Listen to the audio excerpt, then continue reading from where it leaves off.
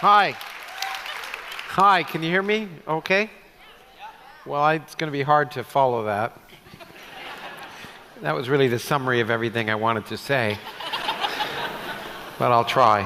It's a real pleasure to be here. This is an amazing event, an amazing venue. I just flew in this afternoon, and this is waking me up already, so that's good. So I hope to have fun tonight and tell you a story that will change maybe a little bit of your perspective of the place or your place in the universe. This, by the way, is the universe, in case you wondered. This is a picture from the Hubble Space Telescope. And every dot in this image, except for that one, is a galaxy, not a star. There are 100 billion galaxies in the observable universe, each containing 100 billion stars, and we're on just one of them. And even that is an amazing discovery. I won't have time to talk about that. But 100 years ago, we thought there was one galaxy in the universe. We now know there are over 100 billion. And that just gives a sense of how things are changing. And every day we discover new and amazing things about the universe. And what I want to talk about is how it's not just out there, how you're connected to the universe in ways you may never have imagined. But I want to begin this story as a story. So, like good stories, I want to just say at the beginning, it's the best of times. And by that, I mean that the Large Hadron Collider is operating in Geneva and has not created a black hole that destroyed the world. So that's very good.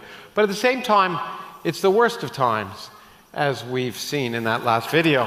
And the important thing about cosmology and science is it can take us away from these local awful things, because this too shall pass. This is just a speck in a cosmic history. So as miserable as this may be, it's just a moment. And so anyway, let me begin by taking you first to a connection that was talked about in the video a little bit, but maybe put a little more content than just the fucking.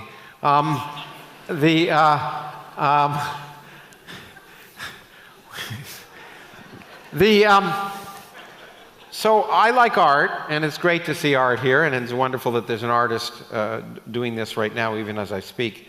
One of my favorite artists is a sculptor, Rodin. And I was in the Rodin Museum in Paris once, and I started to think about something. I later wrote a book about it, about the fact that when you look at Rodin's art, there are beautiful moments that are captured. And there's a famous statue that Rodin has of a kiss. And I was looking at that, and I thinking that kiss was immortalized in stone forever. But of course, it's not forever. And the stone hasn't been around forever. The stone has only been around for millions of years.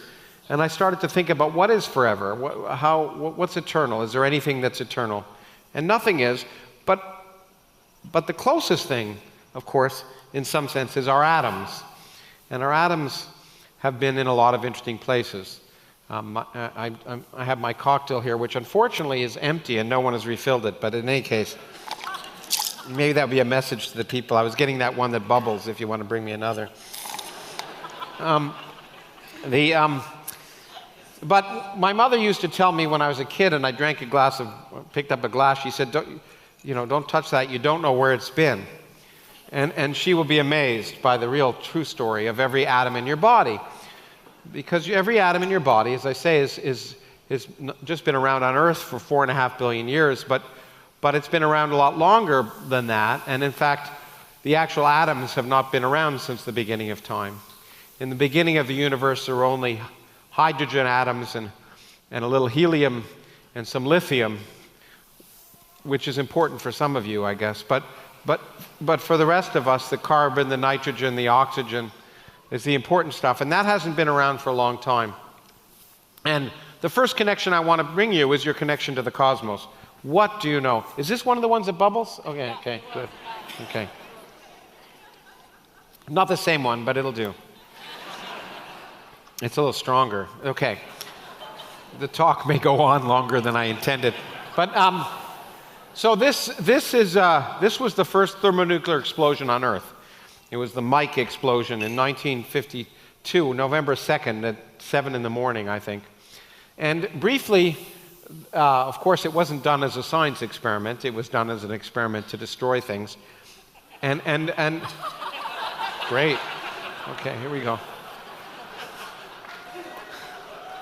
Okay, well, I'm going to have my work cut out for me. Okay, I'm not responsible for what I do after those.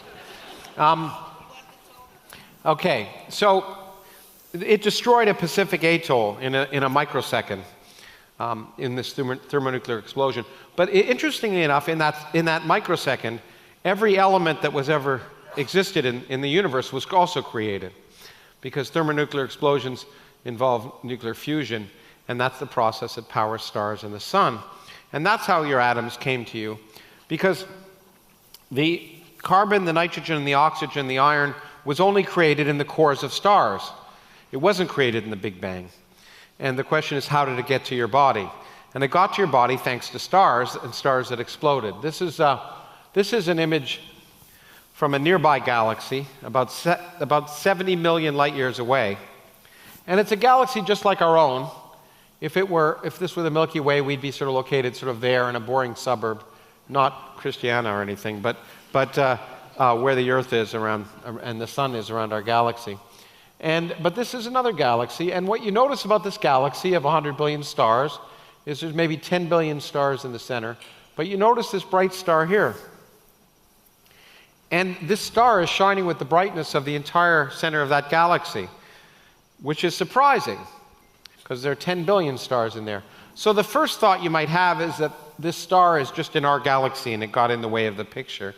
But that's not true.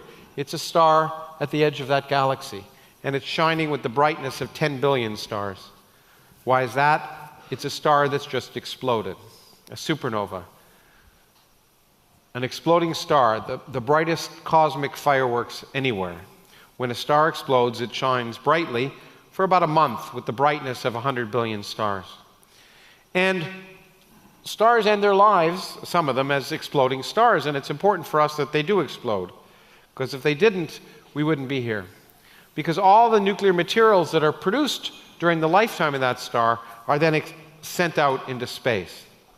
Now, we actually can observe exploding stars. Fortunately for us, stars don't explode too often, once every 100 years per galaxy. Fortunately, they explode, however, because if they didn't, we wouldn't be here. Now, how can we observe stars if they explode only once every 100 years per galaxy? The answer is the universe is a big and old place, and rare events happen all the time. I'll stand for you to finish that picture, and then I'll move. Okay, good. Anyway,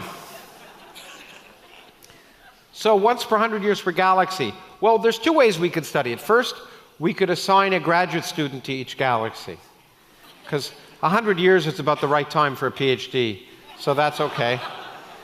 And you know, if the graduate student dies, it's okay, because students are very cheap, so that we don't need them.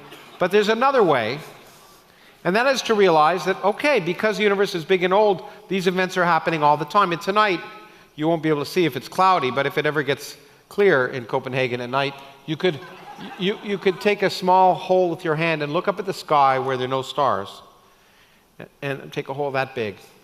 And with the largest telescopes in the world we have in Chile, if you looked up in that dark spot, you'd see about 100,000 galaxies in that little region. And that means if you look at 100,000 galaxies in a given night, and you work things out, once every 100 years per galaxy, you'll see a few stars explode.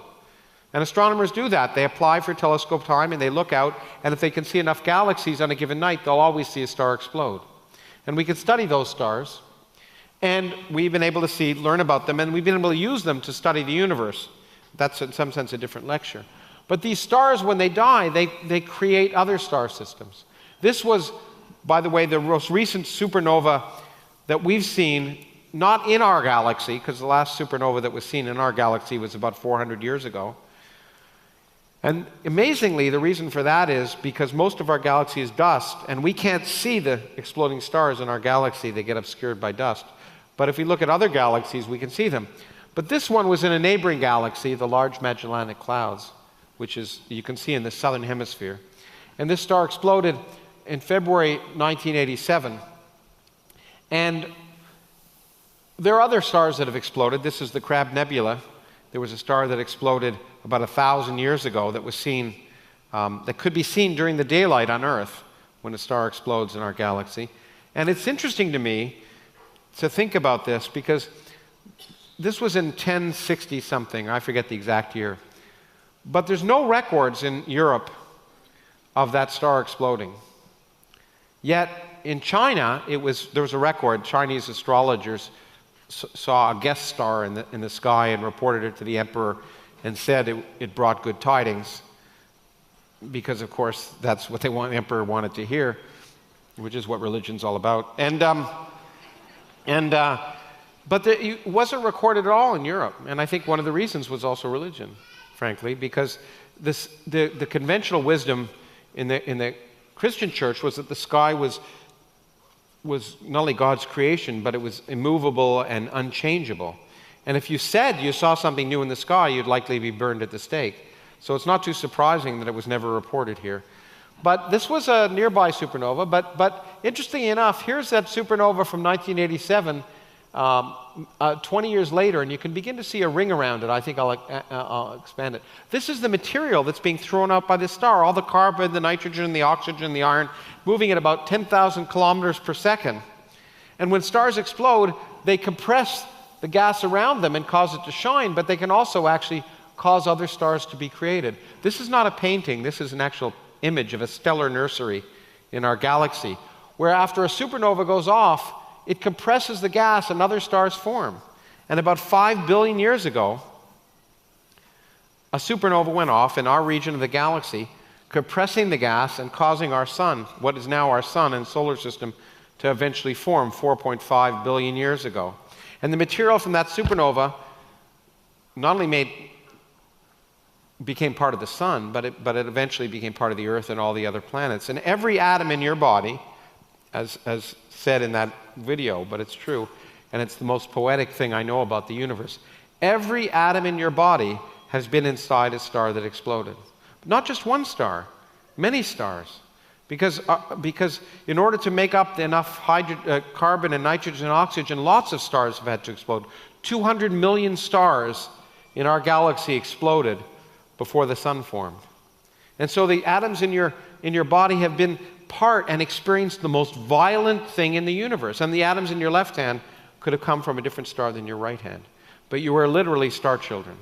And I think that's a wonderful way to begin this, because you have a connection, an intimate connection to the cosmos. It's not just out there, it's in your bodies. And your bodies provide us living histories of the history of the universe. You like that? Okay, you can applaud for that.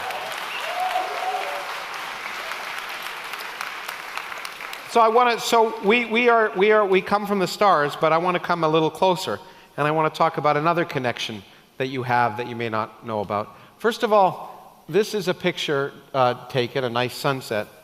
It looks like it's Los Angeles, because the sky is red from used to be pollution, but it's not. That sunset happens to have been taken on this place here in Mars. Now, Mars is interesting to us because Mars is a dry planet now, but we think it originally had water, as I'll show you. And the interesting question here is, first of all, we used to wonder, where did the water on Earth come from? Earth is a water planet, but when the Earth formed, the temperature in the solar system in the region of the Earth was about 1,000 degrees. So it was hard for water's a volatile material. And it turns out that if you work out, we're being bombarded by comets, asteroids, meteorites every single day in one form or another. And if you work out over the history of the Earth, enough material has been transported to the Earth by comets to fill up all the Earth's oceans. So we thought for a long time that maybe that's where the water comes from. But there's a problem. If you measure the content of the water in comets and measure what's called the isotopic abundance, the abundance of hydrogen and the next lightest, or the heavy hydrogen called deuterium, it's slightly different in the comets than it is in the oceans on Earth. So we didn't quite know where the water came from. Maybe it was embedded in the Earth originally. To understand that, we actually look at Mars. Because Mars, unlike the Earth, doesn't have plate tectonics. It doesn't have volcanic activity. Most of the material on the surface of the Earth now wasn't always there because the Earth is churning and that material goes inside and outside. So there are very few very old rocks on Earth. But in Mars, the material that's there has been there since essentially the formation of the planet. And if we could find water on Mars and measure its abundance, we could learn about the water on Earth. But in the process of that, we learned something interesting. The question is, where can you go to find rocks from Mars? You don't have to go to Mars. You go to a place that looks like Mars. That's this place. This is Antarctica, the South Pole. Now, why would you want to go to the South Pole to look for rocks from Mars? Anyone have an answer? What? I'm sure I'm getting lots of good answers, but I can't hear them all. But okay, the point is, it's not very sophisticated. Notice that this is white. Okay, and so it turns out material gets kicked out of Mars by meteors and comets, and some of it falls to Earth, and some of it falls to Earth here on this part of the planet. But if you find a rock out there, it's not very surprising. But if you're in Antarctica and you are on a skidoo near the South Pole, and you're going along the ice and you see a rock, there's only one place it can come from, up there. So that's why we look for meteorites in Antarctica. It's not because of anything sophisticated. They're just easy to find. Anyone could do it. I was going to go do it. And if they wanted me to do it, anyone could do it.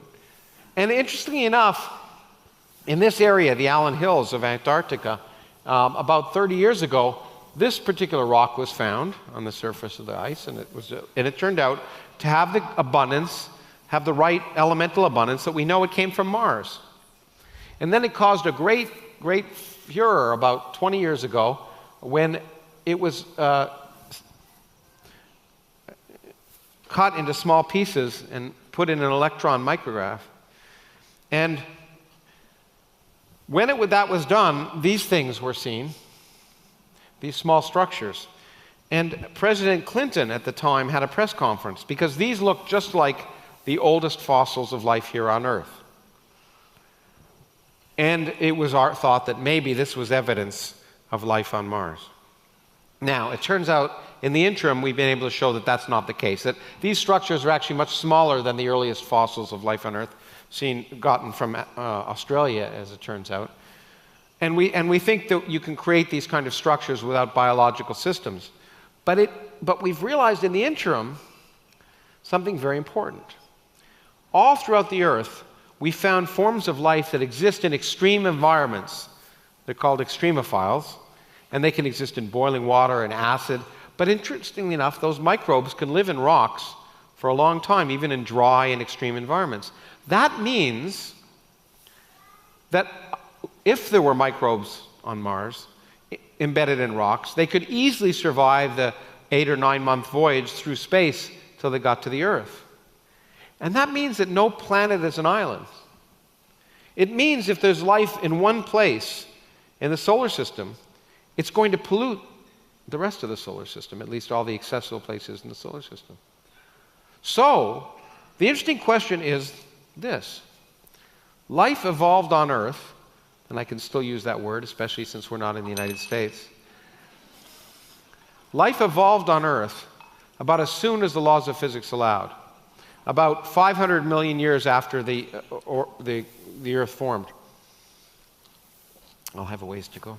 Anyway, because before that we were being bombarded by comets and asteroids and the oceans were being evaporated, but then Jupiter formed and basically ate up most of that material and things subsided.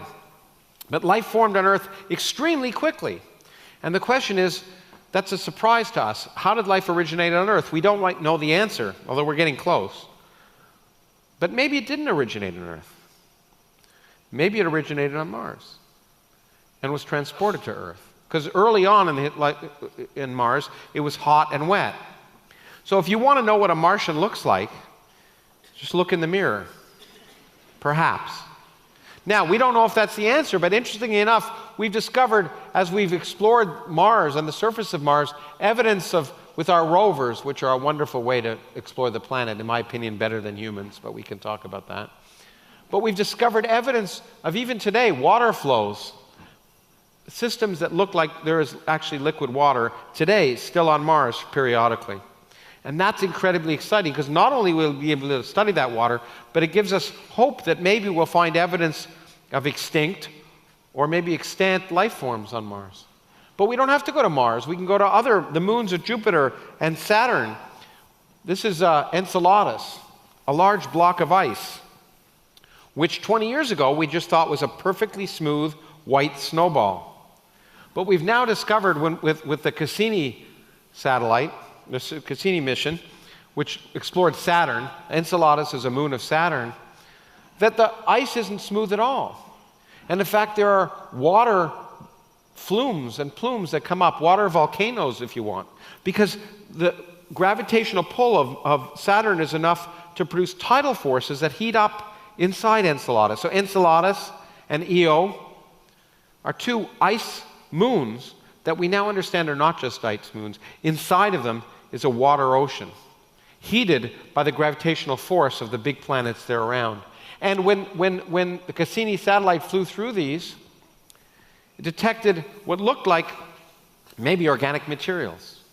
And this material has been protected by a thick wall of ice, maybe several kilometers thick, and then there may be an ocean underneath that's 100 kilometers deep. And one of the exciting things we're going to do, and maybe in the next 2 decades, is send a mission to either Io or Enceladus to maybe explore the surface and ultimately drill down. And we may discover life here, because all of the things that are important for life on Earth, water, organic materials, and sunlight, are prevalent not just here, but everywhere in the universe. We've discovered organic materials, the basis of amino acids, on comets. So it could be that we're not only not alone in the universe, but we're not alone in the solar system. Now, there aren't intelligent beings there, but there could be microbes. And if there are life forms inside of Enceladus, those are exciting. If we discover life on Mars, that could be our cousins, because we've been sending material back and forth by comets. But if we discover life deep in the oceans of Enceladus, that material has been protected, and that could be another genesis of life. And that would be very exciting, because if we find 2 independent geneses of life in our solar system, it means it's everywhere in the universe. But ultimately, we are connected in one way or another to life in our solar system. So we are not just, if we discover life on Mars, as I say, it's our cousin. So we're not just connected to the stars, we're connected to the other planets, and we could be Martians. So that's the next cosmic connection I want to make.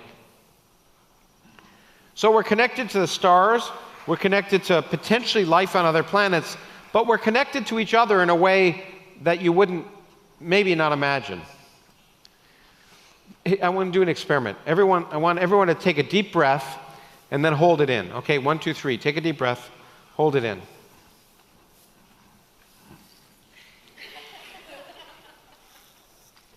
You can't laugh while you're taking a deep breath.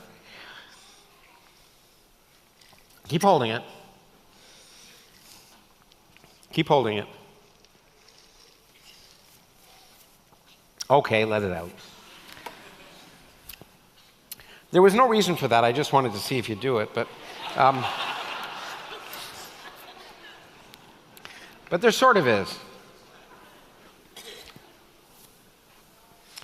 Every time you breathe in, you're being connected to all of humanity throughout history. Who's this? Does anyone know who this is? Julius Caesar, that's right. The amazing thing is, and it's one of the things I love to teach in an undergraduate physics class, every time you take a breath, you're breathing in atoms from the dying breath of Julius Caesar when he said, "Et tu, Brutus." Every single time you breathe, you're breathing in atoms from Julius Caesar's dying breath. It's amazing, but it's true. His atoms of his breath were circulated throughout the atmosphere, and because of the processes that circulate things through the earth and the atmosphere and life, we can actually calculate that maybe 10 or 20 atoms of his dying breath are in each of your breaths. But that means not just Julius Caesar, but that means everyone throughout human history. People we think of as scary, as others, are a part of us. They're not just others. They're part of our bodies right now. Okay, good. This is a Great. This clearly resonates with people who are stoned. Okay. Anyway. But this is useful. Think of that. Think of this the next time you breathe in. But I mean, I use it all the time. I spend a lot of my time, I try when I can work, which is increasingly rarely, mostly on planes. But if I'm alone at night and I'm working and I'm not getting anything done, which is also usual, I remember that each time I breathe in, I'm breathing in some atoms that Einstein breathed out when he put the final dot on his general theory of relativity. So this is wonderful. You are breathing in atoms from virtually almost everyone who ever lived, the good people and the bad people. You're also breathing in atoms from Hitler when he put the last note on Mein Kampf, okay?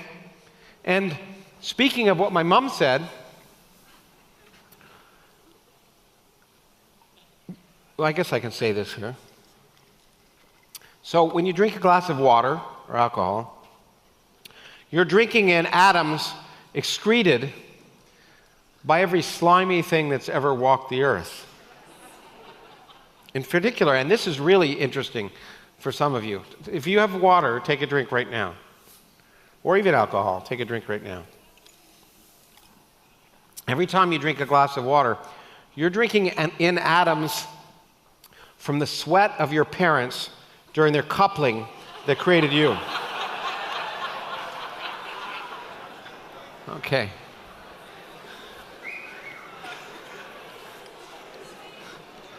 I remember the American comedian W.C. Fields. I never said this before on a stage, but this place it seems okay. I remember W.C. Fields used to say about water, he said, "Water, I never drink it, fish fuck in it."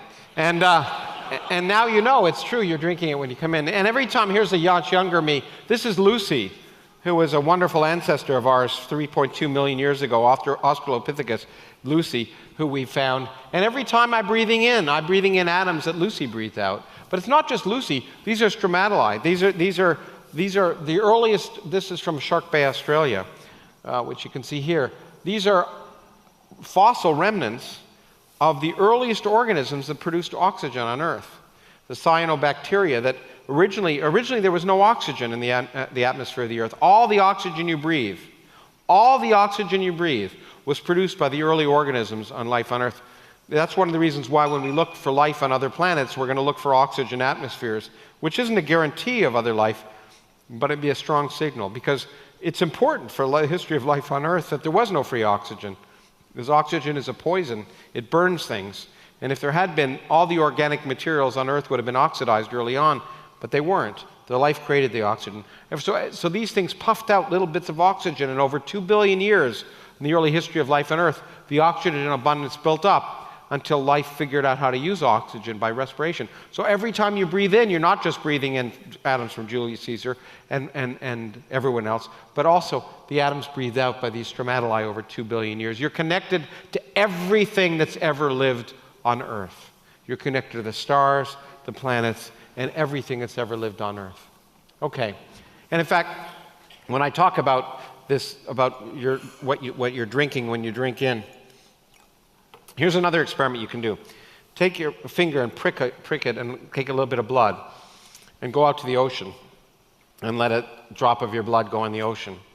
Interestingly enough, if you come back a year later and take a spoonful of ocean water, there'll be some atoms of your blood in it. It gets distributed throughout the whole ocean. You are literally connected. And so this is a quote from Shakespeare. Do you remember in Macbeth, when they kill the king, and he says, "Will all great Neptune's oceans wash this blood clean from my hand? No, this my hand will rather the multitudinous seas incarnadine." In English, that means that I'll turn the oceans red. There's too much blood in my hands. And of course, it's true. Every time you bleed, if it goes in the oceans, you'll turn the oceans red in a very small way. So those connections to everything on Earth are remarkable and totally unexpected, I think. And I hope that gives you a different perspective of your place. But I want to point out now, I want to talk about a different set of connections. The kind of connections that relate you to things that are esoteric. The kind of physics I do is very esoteric, and people say, what good is it? And does it make a better toaster or a faster car? And it doesn't, but it does help. And I first began to think of this when I was stuck in Los Angeles, but the same could be said for coming here. So I flew in at about 11 o'clock today from the United States, and I came from the airport well, that's the hotel I'm in, but you shouldn't know that. Anyway, except for the beautiful women, they should all know that. No, but anyway, no. And so one uses GPS. And the good-looking guys, too, I guess. No, I'm just joking. Anyway, that's the problem of drinking before speaking. It's really a mistake. But, and the point is, every time you use your GPS, you're relying on remarkably esoteric laws of physics that you may not know. So how does GPS work? GPS works because there's a network of satellites around the Earth, and we use triangulation. So these satellites are way above the Earth, and what we do is, when your transmitter is detected by two different satellites, those satellites calculate the time that it takes for the signal to go from the satellite to the Earth and back. And from that, they can determine the distance to where you are. And when you have two of them, or three of them, or four of them, they can pinpoint your position. Sorry. And that's why we need to have several satellites in view in order to use GPS. Okay. So those two satellites measure the time it takes to get from there to there and back, and then very carefully, but they have to have very accurate clocks to measure your position very accurately, because light goes about 1 meter every billionth of a second. So if I want to know your position to 10 meters accuracy, say, then I have to have clocks on those satellites that are accurate to 10 billionths of a second. Atomic clocks can achieve that kind of accuracy, but we have to recognize that these satellites are out there. So light travels at 30 centimeters per nanosecond. That's 30 centimeters every billionth of a second. Now these satellites are up and I'm going to use American units here, I'm sorry, but 12,000 miles above the Earth, most of them, and they're traveling around the Earth at 8,000 miles per hour. And this means that esoteric laws of physics matter. So to get an accuracy of 5-10 meters, 20 to 30 nanosecond accuracy. Now, relativity tells us that if I'm moving with respect to you, my clock is ticking slowly with respect to you. This is not observable on Earth most of the time. But if I want to measure things with an accuracy of nanoseconds, and things are moving at 8,000 miles per hour, I have to use this. And in fact, special relativity tells me that the ratio of the time of two clocks depends upon this, which is where this is the speed of the clock, and this is the speed of light. Normally, because we move very slowly compared to the speed of light, this is irrelevant. But in this case, it isn't. It turns out that these clocks, because they're moving around the Earth very fast, tick at a rate of 7 microseconds per day more slowly than clocks on Earth. But this isn't the only effect. Einstein also told us that if I'm standing up here, my clock is ticking at a different rate than your clock. Because being at a different place in a gravitational field also means clocks tick at different rates. And these clocks are up at 12,000 miles above the Earth. So general relativity tells me, if you plug things in, that in fact, because these clocks are this high, they're ticking, it turns out, 45 microseconds per day faster than clocks on Earth. Now, this means that they go in different directions, that these clocks are ticking relative to each other and relative to clocks on Earth at a time difference of 38 microseconds per day. But 38 microseconds is 38,000 nanoseconds. And that means if the makers of GPS didn't include the effects of the curvature of space and the effects of special relativity, things you'd never think you need to ever think about, then your GPS would lose accuracy in 2 minutes. In 2 minutes, it'd be out by about 1 kilometer. And so every day, in order to get here, or anywhere you go in your cars and use GPS, you're relying on the fact that space is curved. This esoteric result from general relativity that is remarkable. So even the most exotic aspects of physics creep in and change our everyday lives. Now, this is meant to hypnotize you. I'll take a drink while you're doing it. This hidden connection, the fact that you're connected to a curved universe, is something that we're using in physics nowadays in a different way. Not only is space curved, not only are clocks on these satellites ticking at a different rate, not only is my clock here ticking at a different rate than your clock there, but every time I move around this stage, I'm disturbing space. Because Einstein told us that space and time respond to the presence of matter and energy. And when I move around and wave my arms like I often do, I'm producing a curvature of space that's varying in time. And in 1916, Einstein realized when he wrote down general relativity that when I do this, I'm producing a moving disturbance and it causes a ripple in space. When I shake an electric charge up and down, I produce a disturbance in electric and magnetic fields that is responsible for everything in this room, the lights I see. Those come from that kind of shaking. Electromagnetic waves result when I shake charges up and down, and the electromagnetic waves produce light. That's how I see. But Einstein showed us that if I shake a mass up and down, I disturb space. I produce a disturbance, a curvature in space. And just like a ripple on a pond, that disturbance travels out, in this case at the speed of light. And what it means is every time I do this, I'm actually changing the space in this room. And I'm producing what we now call a gravitational wave. And that means, and there are tons of gravitational waves going through this room right now. And when a gravitational wave goes through this room, much as if it went through this screen, the length of the room gets smaller in that direction and larger in that direction, and then smaller in that direction and larger in that direction. And that's happening now. Those of you who've drunk a few of these notice this right away. But the effect is so small that we don't notice it. Why don't we notice it? Because gravity is the weakest force in nature.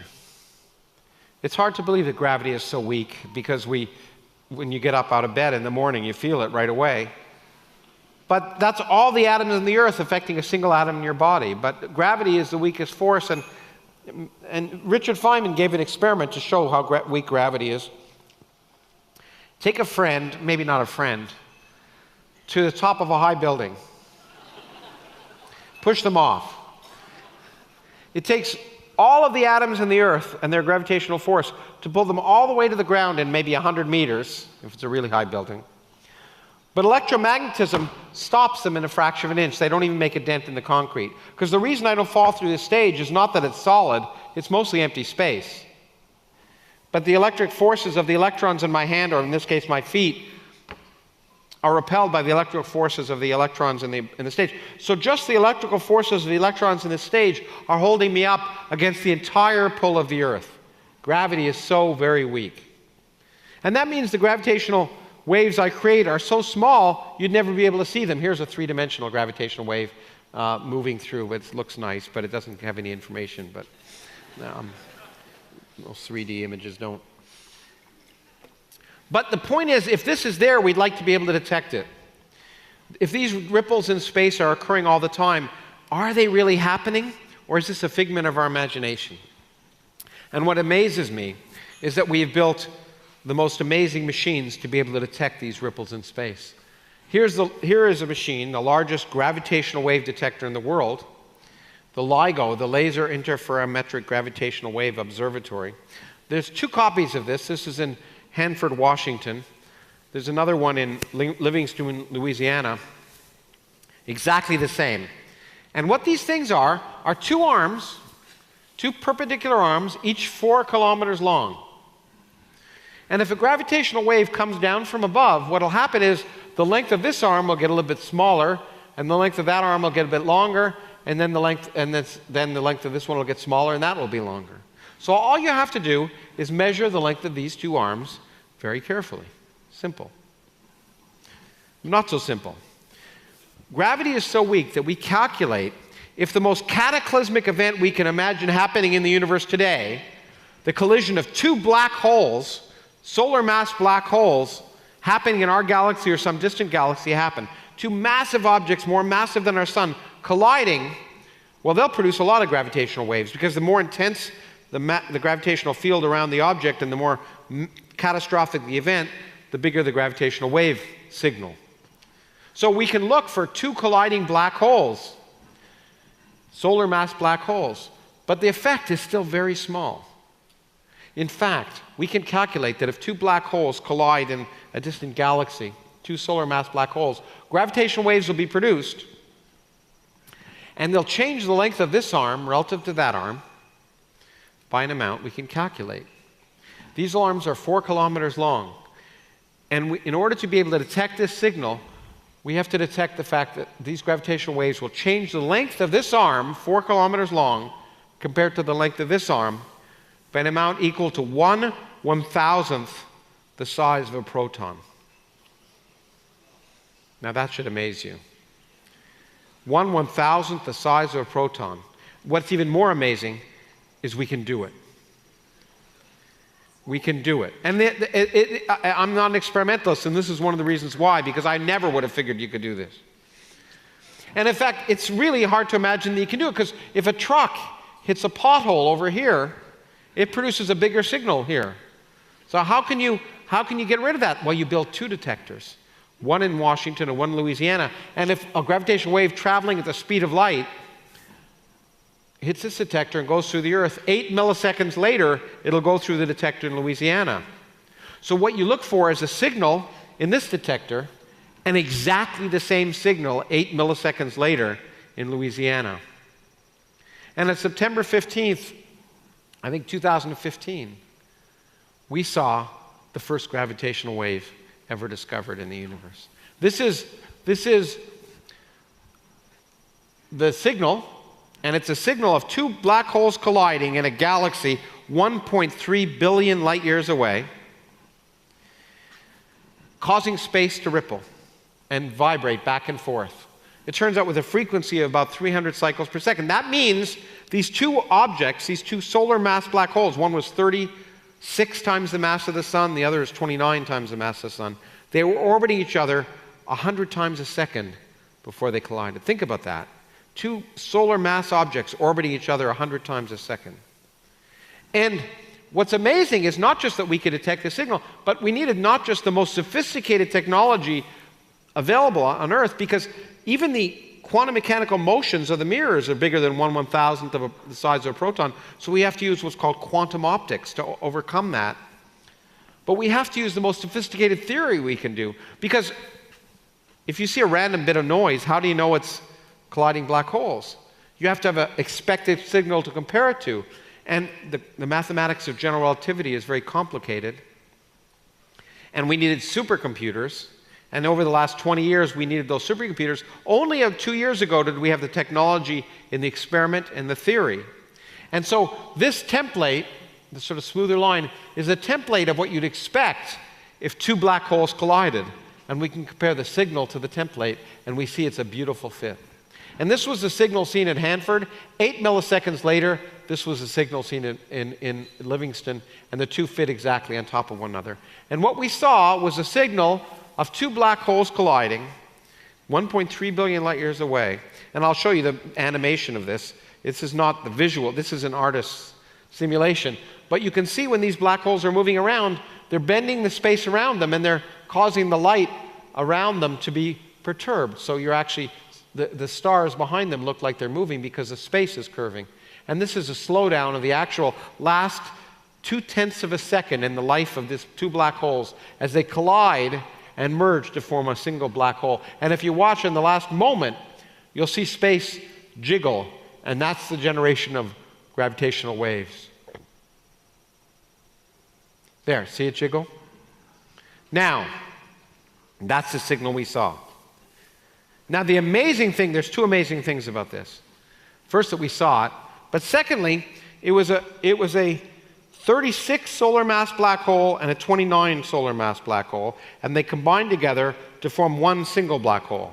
How massive was that? 36 plus 29. 36 plus 29. Anybody? Who said 65?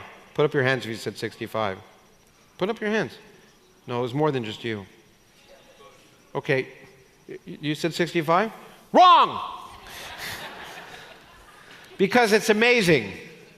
It turns out they formed a black hole of 62 times the mass of the sun. 3 solar masses disappeared. Where did those 3 solar masses go to? Into gravitational waves. Now that may not amaze you, but it should. Because our sun is burning 100 billion hydrogen bombs every second to produce the light that we see. And it's turning mass into energy, E equals mc squared. Over the 10 billion year lifetime of the sun, less than 1% of the mass of the sun will turn from matter to energy. In 0.2 of a second, these objects turned 3 times the mass of the sun into energy. That meant during that 0.2 of a second, that object emitted more energy than all the rest of the stars in the visible universe combined. It's amazing that these things happen, and we detected it. Now, as amazing as that is, these are interesting gravitational waves, but the gravitational waves that are of interest to me are going to be looked at by a different machine. This is at the South Pole. We're looking for gravitational waves not from the collision of 2 black holes, but for gravitational waves that connect us to the beginning of time. We think we're here because of an event that happened when the universe was a millionth of a billionth of a billionth of a billionth of a second old. When our universe expanded by a huge amount someone's trying to call me right now. Hold on. Let me just stop that. Okay. We think at that time when the universe was a millionth of a billionth of a billionth of a billionth of a second old, our universe expanded by a huge amount, puffed up from the size of a single atom to the size of a basketball or soccer ball if you're here in Europe. In a short instant. Now, if 2 black holes colliding produce gravitational waves, if our entire universe expands like that, it'll produce gravitational waves that we hope we'll be able to detect one day. And this is a machine we're hoping to use to detect them, among others. This is called the BICEP detector. It turns out that these leave an imprint. These gravitational waves, we think, leave an imprint in the microwave background radiation that's coming at us from the Big Bang, that's coming at us from all directions that we measured first 30 years ago and have now seen more seriously in various other ways. When we look out, we see this radiation coming at us from all directions. We call it the cosmic microwave background radiation that was emitted when the universe was about 300,000 years old, which is when it became transparent to radiation. And when we look out, we have pictures of the universe back at that time. But embedded in those pictures may be a signal of gravitational waves that have come at us from the beginning of time. And in these kind of detectors, we're looking for them. It turns out these detectors are at the South Pole. It's not cold enough at the South Pole to use them. We have to send down liquid helium to use these detectors because it's not cold enough. We send down that liquid helium in the summertime. Does anyone know why? When it's winter in Antarctica, it turns out you can't send planes down there. Isn't that amazing? When I first learned that, I was shocked. We don't send planes down to Antarctica in the wintertime. I mean, we can go to the moon. Well, that was faked. But we can go down to the depths of the ocean. We can go everywhere, but we don't send planes to Antarctica in the wintertime. That's why this is one of my favorite images. This is from the BICEP detector, and it's at sunset. Sunset happens once a year at the South Pole. So it means if you take this picture, you're stuck there for the winter. Okay? Which is why this picture was taken by a graduate student. Okay? But it turns out that this detector and others like it that are being built may allow us to detect gravitational waves from the moment of creation, if you wish, connecting us to the process that produced ultimately all of the stars and galaxies we see today, a process we call inflation. And what's really kind of interesting is that we think that this process that caused our universe to explode in size actually caused space to continue to explode in most other places. Our universe basically was like a seed that condensed out of this rapidly expanding universe. But that expansion continues even today. And that means there may be other universes being created right now as other seeds collapse out of that background expansion. And if inflation happened, then our universe isn't unique. There are many universes out there. And it turns out when you leave inflation, the laws of physics may change depending upon how you leave inflation. And that means some universes may form with a lot of galaxies, some universes may form with no galaxies, some universes may form with just the right number of galaxies. So it could be that all of the physics, the properties of our universe, are just one big cosmic accident. That in a different universe where the laws of physics would be different, we wouldn't be here. That makes it sound like the universe, well, it basically says the properties of the universe are the way they are because there are astronomers here to measure them. That sounds religious, but it's not. It's cosmic natural selection. Because it says that our universe is one in which we could evolve. It'd be fascinating to find ourselves living in a universe in which we couldn't evolve. That would be worth a book or two, but no one would be around to read it. And this idea of what's called a multiverse, when I first wrote A Universe from Nothing 5 years ago, was just a pure speculation, a well-motivated speculation, unlike God. But one that was pure speculation, metaphysics, if you wish. But what I find amazing is we're on the threshold of potentially being able to measure gravitational waves from inflation, which, if we could measure them, would tell us about that inflation happened, would allow us to probe that theory and see if indeed other universes are being created. We wouldn't be able to see them directly, but we'd be able to test the physics that created our universe and know indirectly that those other universes are there. Just like over 100 years ago, we knew atoms existed, but we never thought we'd see them. If this is true, we'll turn metaphysics into physics. We'll know indirectly that these other universes exist, and that we're not only not alone in our universe, but that our universe is not unique. And it amazes me to think that in my lifetime, we may be able to know that our universe isn't unique, that we are in a sense connected not just to all the stars in our universe in any way, but to other universes by that act of inflation. Now, this cosmic accident is similar, I want to end, with another cosmic accident which is related to my new book in more detail. The greatest story ever told so far, relates to a fact that we are all here by another cosmic accident. There's a bathhouse here, and I wanted to go to it, but it's going to be closed now, so I can't. But let's say you're swimming in water, and you swim very fast. Fine. Let's say I filled that swimming pool with molasses. Well, you wouldn't want to get in, first of all. But if you did go in and you tried to swim, you'd swim much more slowly because the molasses would produce much greater resistance. Well, it turns out that we think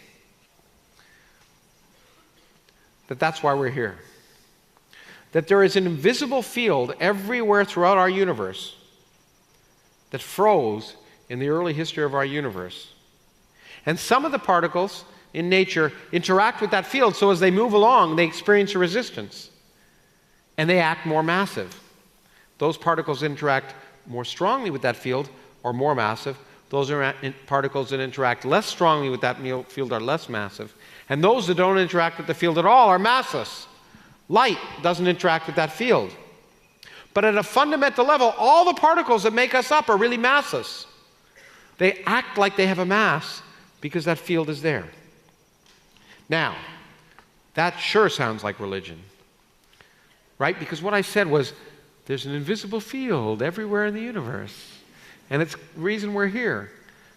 And that would be religion, but it's not religion because we can detect it, or we can try and detect it. How do we try and detect it? Perfectly in keeping with the video at the beginning of this program, cosmic sadomasochism. We spank the vacuum. We spank it hard. Because it turns out in quantum physics, for every field in nature, there's associated with a particle. And if we take enough energy and dump it into empty space in a single place, we'll take that field and we'll kick real particles out of it. And if we call that field the Higgs field and we kick real particles out of it, we'll call them Higgs particles. So where can we dump enough energy and empty space in a single point to kick out Higgs particles? How can you do that? You create the most complicated machine ever built, the Large Hadron Collider in Geneva, Switzerland. You go to Geneva, and there's the lake. The fountain is over here. If you land at the airport, which is right here, which I did a little while ago, you look out and you see just countryside, beautiful countryside. But underneath the countryside is a tunnel 26 kilometers around. And in that tunnel, we accelerate particles at 99.9999998% the speed of light in that direction, and particles at 99.9999998% the speed of light in that direction, and we try and collide them in a few places. This is the French-Swiss border right here. They go around thousands of times every second without passports. Don't tell Donald Trump, he'll be upset. But we then try and collide them, and in fact, July 4th is a big day in the United States for no real reason, but in no cosmic reason anyway. But July 4th now has a cosmic reason for celebrating, because on July 4th, 2012, the Large Hadron Collider reported 50 events that walked like Higgses and quacked like Higgses, and therefore we thought were Higgs particles. And in fact, in the intervening 5 years, all the data has told us that they have exactly the properties of Higgs particles. We've discovered that there's an invisible field in the universe, and that this amazing story that we're here because of that invisible field is really true. I mean, it was so amazing that I was certain it was wrong. I'd written 3 papers, which I had in my drawer waiting for it not to be discovered, so that I could show it was wrong, because I thought nature would find another way to do it. It seemed kind of slimy to have this invisible field everywhere. But that's exactly the kind of invisible field that could have produced inflation, so it gives us further motivation to think that inflation happened. But that means that we are here by a truly cosmic accident. If you look at in the wintertime in a window, and look at the icicles on a window, say this icicle here. Imagine that you were a civilization that evolved on that icicle, that grew up in that icicle. There'd be physicists, and they discovered the laws of physics are different along the spine of the icicle than along the perpendicular direction, and they described those laws. Theologians would explain why that direction was special, why it was meant by God. Wars would be fought over whether it was that direction or that direction. All of this would take on an incredible significance. But seen from the outside, we see it's just an accident. Icicles can form in all different directions. It's just an accident. Our existence here in the universe is the same kind of accident. If this Higgs field hadn't frozen the way it did in the early history of the universe, and had frozen in a different direction, the forces and the laws of physics we feel would be different. And in fact, we wouldn't exist. But imagine that physicists on this ice crystal figure out that, there's nothing special about this direction, that all sorts of different directions could exist. And they figure it out at 4 in the morning. And at 6 in the morning, the sun rises and the ice crystals melt. And they go away. That could be us. Because we've discovered the Higgs field, but we've also discovered, given the properties of that field we've measured, it could be unstable. It could melt in the future. And if it melts in the future, then all the particles that now have mass will become massless again. And that means no structures will exist. All the stars and galaxies and everything that we feel connected to will disappear. And that could be our future. Don't get too nervous. Don't sell your diamonds, because even if this were to happen, and we're not sure it would happen, it won't happen in a year or in a decade or in a million years or a billion years or a billion years. It'll happen in the far future. But in the far future, the universe could return to the state it was originally in, one that was not, in which life as we now see it was not possible. So those people who think the universe is designed for us, it's no more designed for us than that direction is significant. We are a cosmic accident. And that's okay. That's remarkable. We should feel thankful. The universe isn't any more designed for us than it was designed for that crystal to exist in that direction.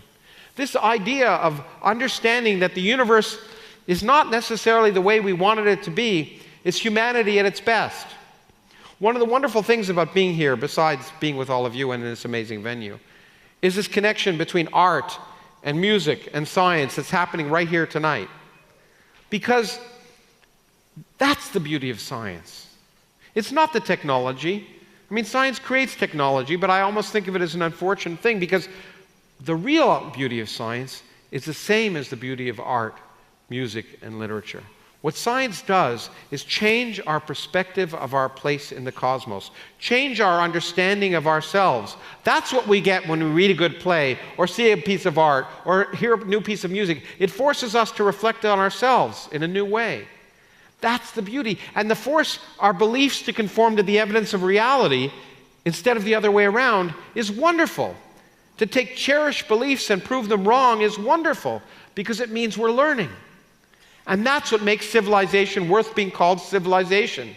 The fact that the universe isn't designed for us has a long history.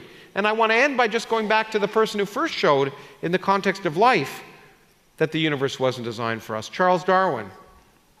One of the most beautiful bits of science writing in all of science writing history is the last paragraph of his Origin of the Species, that reads as follows: "There is grandeur in this view of life, with its several powers having been originally breathed into a few forms or into one, and that whilst this planet has gone cycling on according to the fixed law of gravity, from so simple a beginning, endless forms most beautiful and most wonderful have been and are being evolved." In that beautiful way, he showed how from a simple beginning, the incredible diversity of life on Earth could arise not by planning, but by natural selection. Bees aren't designed to see the colors of flowers. If they didn't see the colors of flowers, they couldn't reproduce. They couldn't get the nectar and reproduce. It's so simple to see something that looks like it's designed. The appearance of design can be an illusion. And not just as it's true for life, we now see that even for the universe, the appearance of design is an illusion. Just get over it.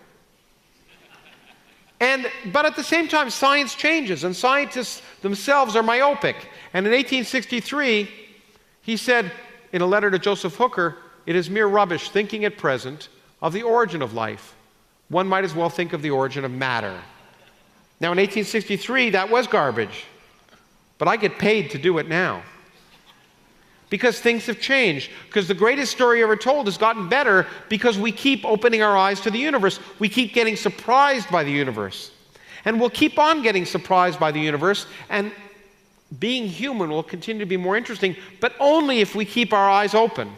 Only if we're willing to keep asking questions. And if we stop asking questions, if we're afraid of what we'll learn, if we're afraid of others, all of that will stop. And while it's an issue in my country, I think it's an issue more generally. I am concerned in the current world about this fear of the unknown, about this fear of others, about this fear of what science may tell us, and that people would rather bury their heads in the sand and not support not just science, but art, music, and literature.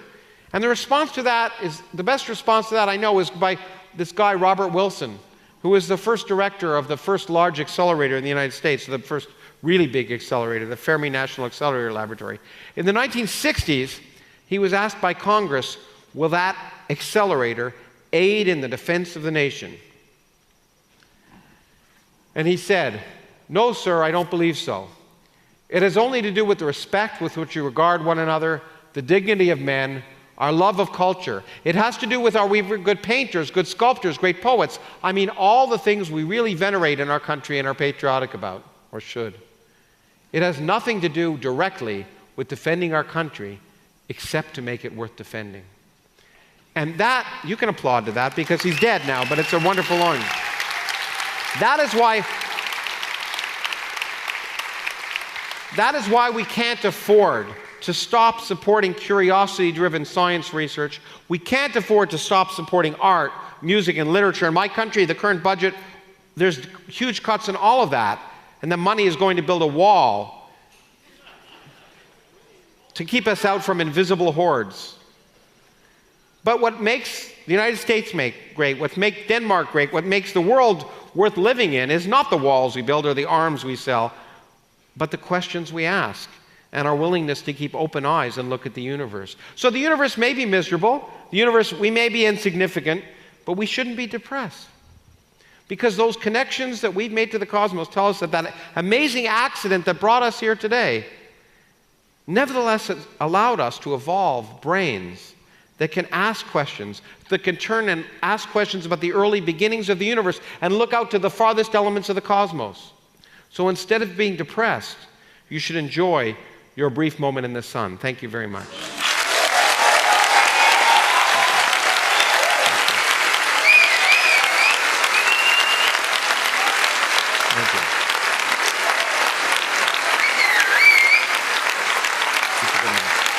Thank you. Thank you.